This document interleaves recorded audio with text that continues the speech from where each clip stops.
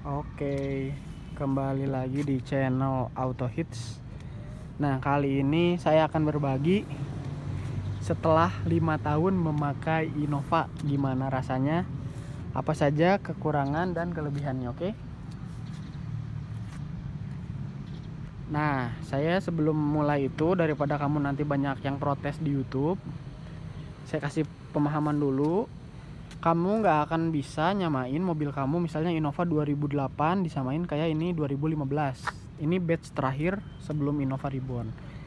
Karena tiap batch mobil itu berbeda-beda, tiap facelift berbeda-beda. Baik dari settingan suspensinya, emisi gas buangnya, nanti itu berpengaruh ke tenaganya, oke? Nah, kebetulan ini batch yang terakhir Innova facelift, biasa orang sebut Innova Dono, oke? Yang grillnya paling besar. Nah, sebelumnya ini ada Innova yang grillnya kecil. Walaupun lampunya sama seperti ini yang kecil, itu rasanya beda. Rasa suspensinya agak sedikit beda, oke? Jadi kalau yang punya Innovanya beda, nanti jangan disama-samain, oke? Khusus yang Innova gini boleh komen. Oke ya. Yang pertama, kelebihannya yaitu Innova ini memiliki mesin yang kalian sudah tahu kan? Ini mesin apa? Oke, sebentar.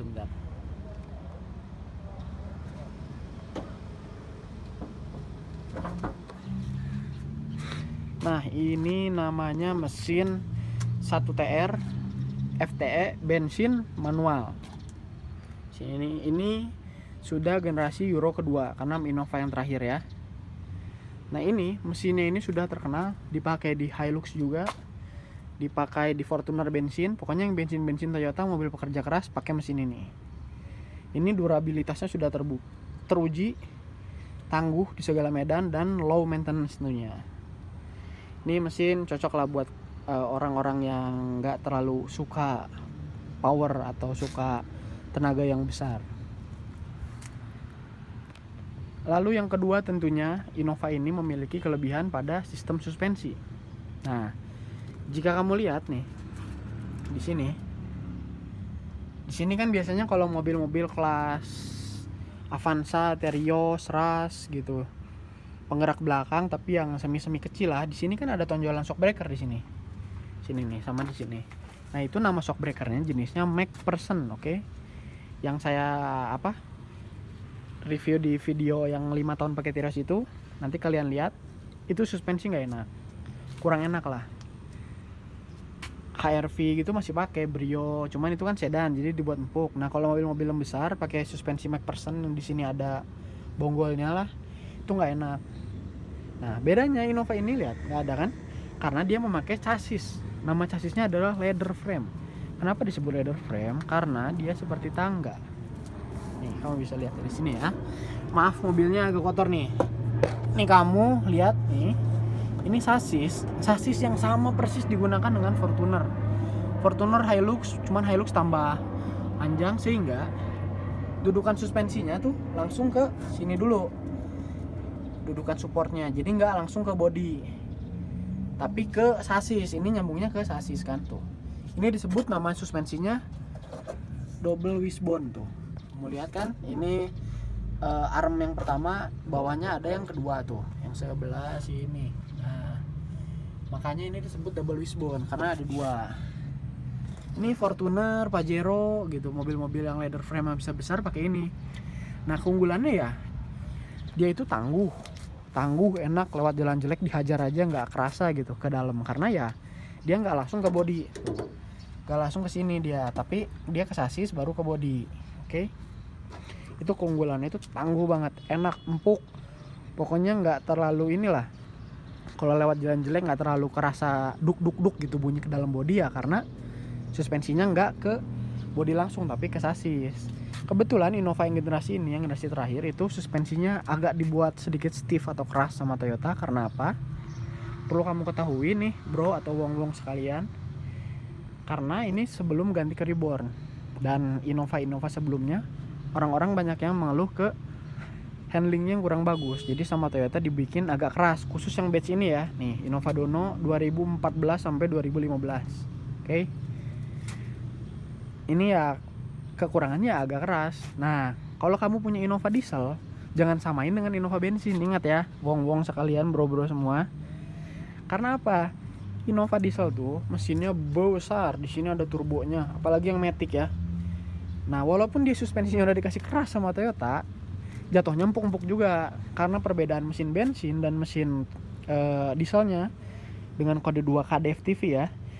Itu sekitar 250 kilo untuk yang Matic ya, Matic diesel, makanya rasanya empuk, enak ya, istilahnya lebih stabil kalau di tol ya. Benar, karena kamu nggak bisa samain dengan mesin bensinnya. Oke, mesin bensinnya kecil, simple tuh, banyak kopongnya, dan lagi tenaganya mesin bensin itu 136 PS pada RPM yang tinggi, sementara si diesel 101. Tapi kalau kamu lihat torsi Innova bensin itu Matic manual sama 180-an Nm, sementara yang diesel manual itu 180 Nm, mirip yang ini. Sementara yang automatic diesel itu 250 Nm. Jadi kalau kamu beranggapan manualnya diesel lebih gahar, itu salah. Itu Toyota sendiri yang mengakui, karena dia memprogram ECU sengaja lebih besar di Matic karena untuk mengurangi daya inilah, kan Matic tuh ada slipnya ya, gara-gara torque converternya, sehingga disubstitusi ke tenaga torsi yang lebih besar. Walaupun tenaga cuma 101 HP, torsinya 250 Nm, kerasa mantap. Jadi saya rekomendasiin kamu sekalian belinya kalau diesel Matic, tapi kalau bensin manual. Kalau bensin parah kalau Maticnya. Oke, lalu yang ketiga lanjut, AC dingin. Kenapa AC dingin? Nih, ini kan kompresor AC-nya di sini ya. Nih, kompresor AC-nya, selain kompresor AC-nya besar, perbedaannya dengan mobil-mobil seperti Avanza, Terios, BRV, Mobilio, mobil-mobil gitulah, mobil-mobil kecil, itu ada di sini nih, Viscofan. Kalau mereka menggunakan electric fan, nah ini menggunakan Viscofan, jadi muternya itu nyambung ke as tuh, as yang diputar oleh fan belt. Jadi mengikuti putaran mesin. Jadi kalau dia putaran mesinnya kencang ya kencang. Kalau mesinnya pelan ya pelan. Tapi di sini ada oli nih. Ini oli Visco namanya. Ini tuh dia kalau mesinnya panas, dia tuh kental. Jadi si kipas ini tambah ngikutin putaran fan belt. Tapi kalau baru dipanasin kan RPM tinggi nih. Oli kan masih encer dia. Jadi si kipasnya pelan walaupun mesin kenceng ngegasnya. Oke, itu namanya oli Visco, jangan lupa. Lalu ini kebetulan yang tipe luxury nih, bisa kamu lihat ya, ini tipe luxury. Ini luxury ini ada body kitnya tuh. Nah, liatin dalamnya. Nah, ini kelebihannya. Nih kamu harus tahu ya, Captain Seat dia udah lumayan enak. Captain Seat beda dengan Innova yang lain ya. Ya mirip-mirip kayak Venturer, cuman beda motif joknya aja. Dan bedanya kalau yang ini sudah ada layarnya tuh. Walaupun layarnya resolusinya parah sih ini, kalau kamu tahu ya. Lalu tambahan untuk Innova Luxury ya body kit aja sih. Body kit belakang, body kit depan. Tuh, depan sini peleknya udah dual tone kalau yang 2015 yang akhir-akhir.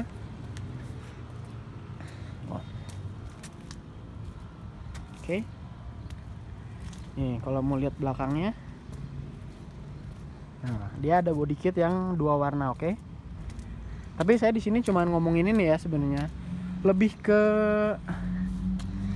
kekurangan dan kelebihan yang harus kamu tahu setelah 5 tahun memakai ini, oke. Yang belum adalah kekurangannya. Yang pertama mesin, tahu kan yang udah pernah ngerasain mesin bensin, mau Matic mau manual, lemot. Kenapa lemot? Selain mesin ini daya kudanya rendah dan torsinya kecil, ini gara-gara sebenarnya Viscofan tadi. Viscofan ini ya kelebihannya enak, bikin AC dingin kan, nyembur ke radiatornya cepet dia. Tapi kalau kita di tol dia kayak ngehambat, dia putarannya kenceng nih. Sementara angin dari tol kan besar ya wong nih. Nah tapi ininya juga besar, jadi kayak overcooling gitu lah. Dan ini tentunya sangat membebani mesin. Banyak juga nih grup-grup di Innova Community diganti ke electric fan, tuh boleh wong ya. Terserah kamu aja lah itu gimana budget. Ya efeknya mesin lebih responsif tentu, karena dia nggak terbebani oleh Viscofan lagi kan. Nih. Lalu fiturnya sedikit, jelas lah. Fiturnya kan ya tahu sendiri kan, ini kan kebetulan tipe G ya. AC-nya belum digital. Speedometernya belum yang Optitron itu. Tuh. Di sini belum ada pencet-pencetan, tipnya cuma segitu. Speedometer ala kadarnya. Oh ya. Ini mobil baru kilometer 44.000 ya selama 5 tahun. Rawatan dari Toyota, dari baru sampai sekarang. Jadi kalau kamu protes, Innova saya kok ini rasanya rasa baru, oke? Rasanya rasa mobil baru. Jadi ya dari baru gini. Saya cuman sejujur-jujurnya nyampein ke kamu aja ya, bukan menjelek-jelekin ya. Kalau desain sih selera ya. Ada yang suka Innova Reborn, ada yang Innova Dono ini, ada yang Innova sebelumnya ya, itu sih selera. Lalu ada yang kekurangannya, servis mahal. Nih kamu harus tahu ya. Olinya ini kan 0W20, dia itu encer. Jadi servisnya ya lumayan mahal lah. 5, yang bensin itu 5,6 liter, jadi belinya 6 liter. Seliternya 180.000. Ganti oli aja udah 1.100.000. Nih, kalau kamu yang masih beranggapan servis Toyota murah, pikirin tuh. 1.100.000, dia gratis servis kebetulan sampai 50.000. Tapi kalau servisnya bayar itu sekitar jasanya aja 650.000 sampai 700.000. Jadi total 1,8. Belum yang chamber clean, belum yang spurring balancing. Kemarin aja ini masih servis gratis di kilometer 50.000 habis 3 juta. Ya bersihin AC lah, ganti busi, chamber clean, ganti filter kan. Ganti oli-oli yang lainnya, oli setir.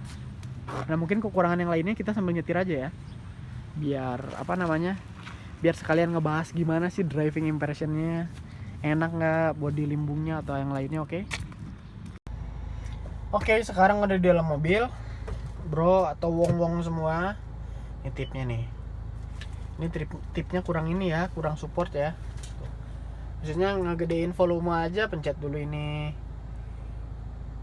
dulu misalnya radio, terus kegedean kesini lagi, maksudnya ribet gitu, nggak ada tombol setir karena ini tipe G ya. Kita matiin aja takut kena copyright nih. Nah kekurangannya itu setirnya berat. Jadi kalau kamu yang belokin gini, mau keadaan maju dikit atau enggak, itu berat karena pompa oli steeringnya itu kan masih hidrolik, dia pasti pakai pompa ya. Beda dengan diesel, ternyata pompanya diesel itu sedikit lebih canggih tuh. Wah ini beloknya gila, berat banget. Nah kalau kamu yang punya Innova bensin boleh komen lah, tapi kalau yang diesel jangan ya, karena beda. Pasti lebih ringan diesel, oke? Karena tenaga mesinnya lebih besar untuk menggerakkan pompa oli steeringnya itu.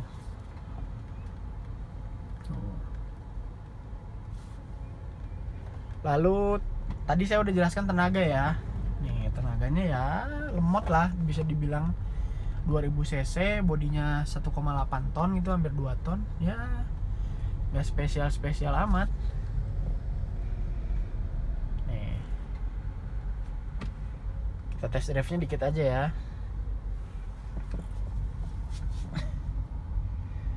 Terus kekurangan berikutnya nih, joknya ini kan Innova yang model gini sebelum reborn ini masih kurang support pinggirnya, masih kurang berlekuk kontur tubuh tuh.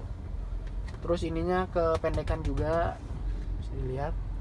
Jadi ya kalau perjalanan jauh kurang support sih, rasanya kurang bisa megang tubuh kita. Kalau belok-belok itu ya masih bisa goyang-goyang. Ini kilometernya nih masih 44.000 ya, masih rasa baru.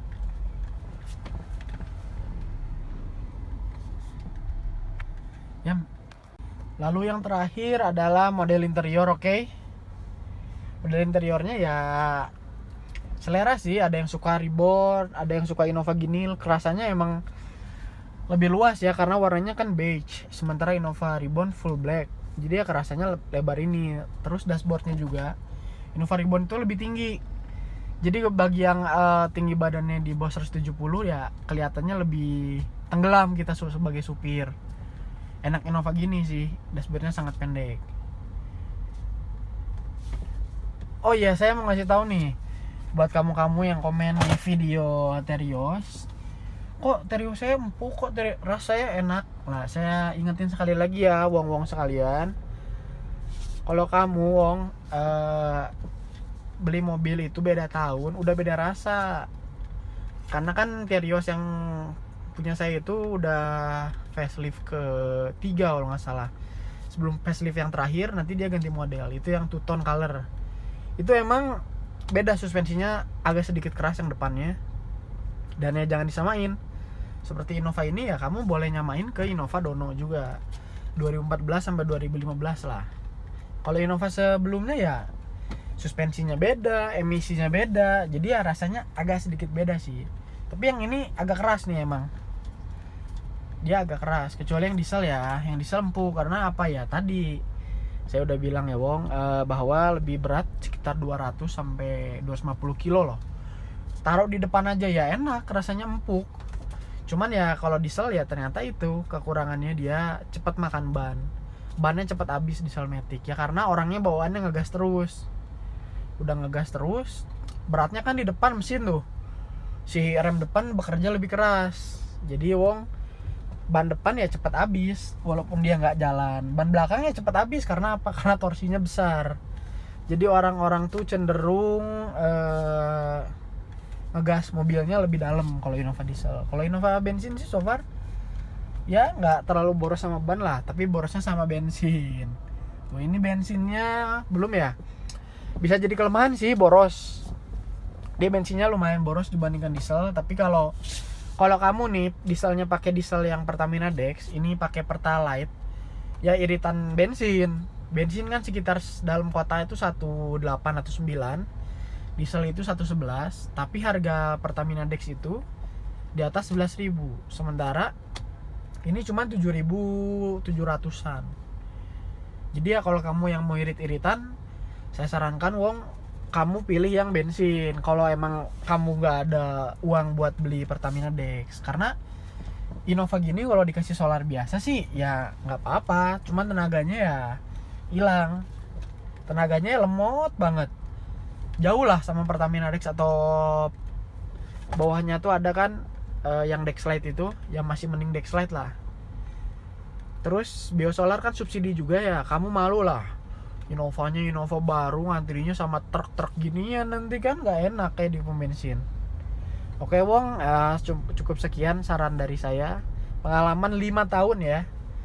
Ini mobil 5 tahun rasanya rasa baru, oke? Jadi kamu jangan protes kalau Innovanya beda. Cukup sekian, terima kasih.